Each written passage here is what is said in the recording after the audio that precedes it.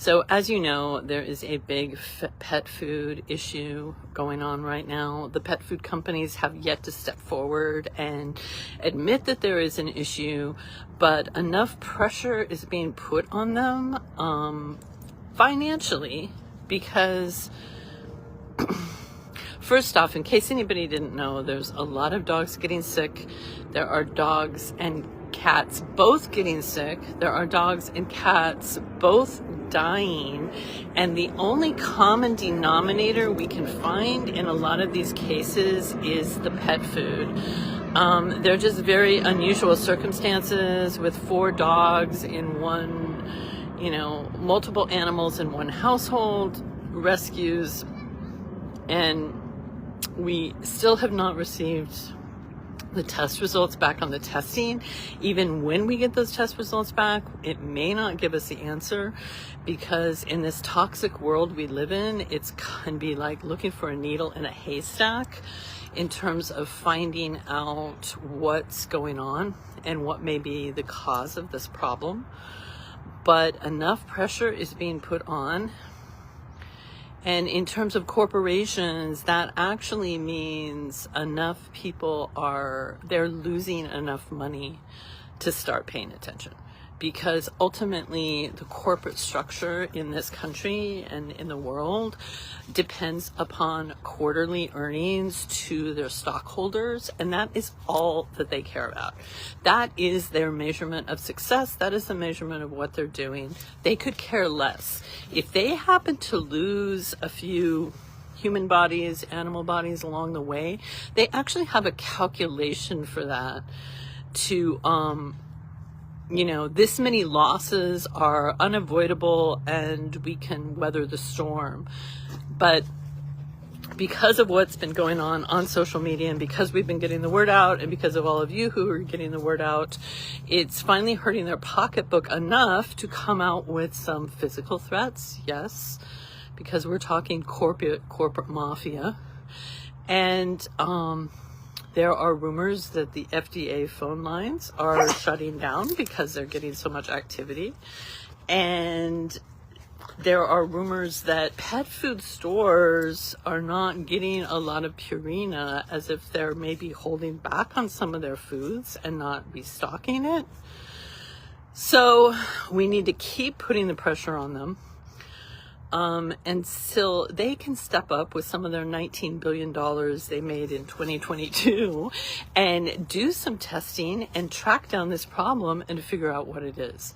That would be the thing to do to gain back trust in the company, trust in these brand names, because now it's just not Purina. It's someplace far, far back in the food chain. Now, the reason that those of us have stepped up to talk about this issue is because we've been through this before.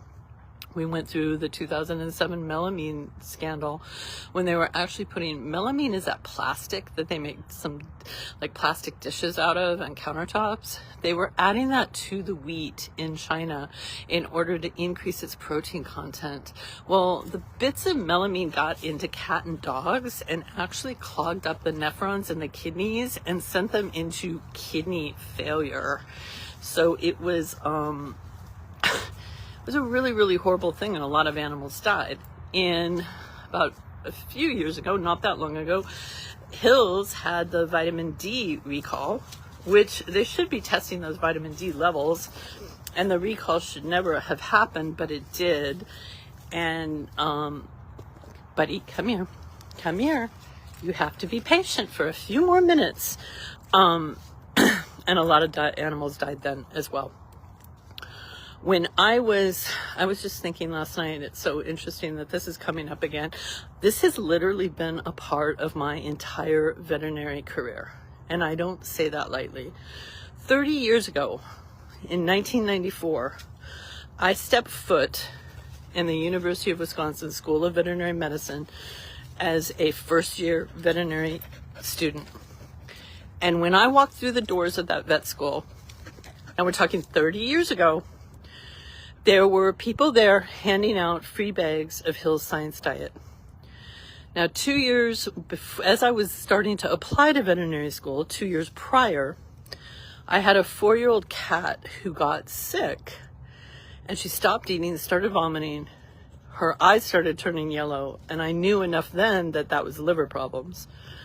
So I took her to the vet school teaching hospital because I figured, well, this is a good way to just get a glimpse inside of the place that I'm going to be spending a lot of money to learn how to become a veterinarian at. And the only thing we could figure out was possible food as being the source of her liver problems and possible copper storage disease. So that was the first time I heard of copper storage disease. And I discovered food may be causing the problem.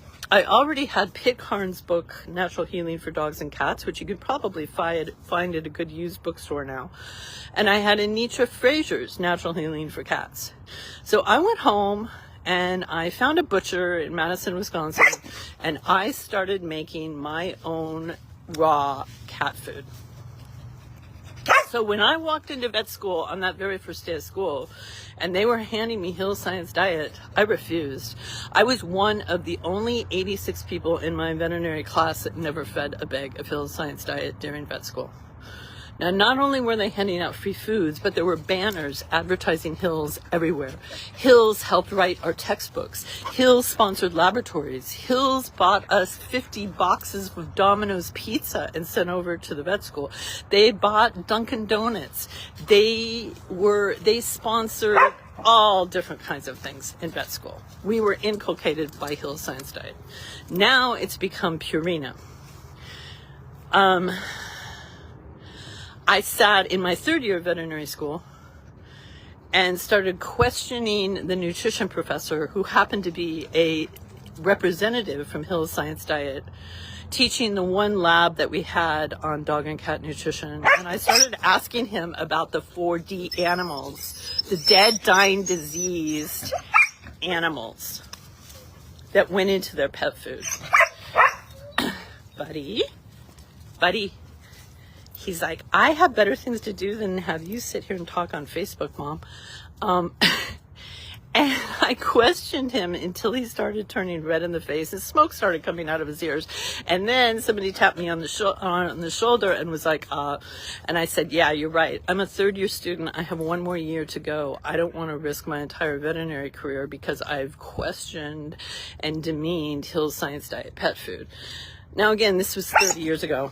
The problem, unfortunately, has gotten worse in terms of large corporate commercial pet food companies. But the solutions to the problems have gotten better and more common, and they're everywhere out there, you guys. When I first started my practice, I was having to hand out recipes written down on recipe index cards to people and telling them to go to their butcher and beg their butcher to grind up bones for them so they could get the proper bone and muscle ratios. Now, you don't have to do any of that. There are some excellent pet food companies out there right now that are impeccably sourcing food. There's pet food companies that are sourcing food from regenerative farms on this planet that are actually helping the soil, helping renew the planet and heal the planet. And their food will heal your dog.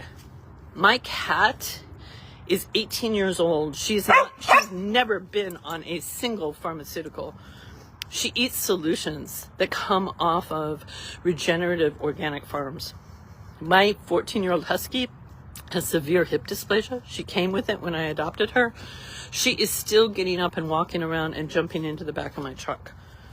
And she is not on a single medication. She's on herbs, she's on herbal anti-inflammatories, and she is on really, really good food.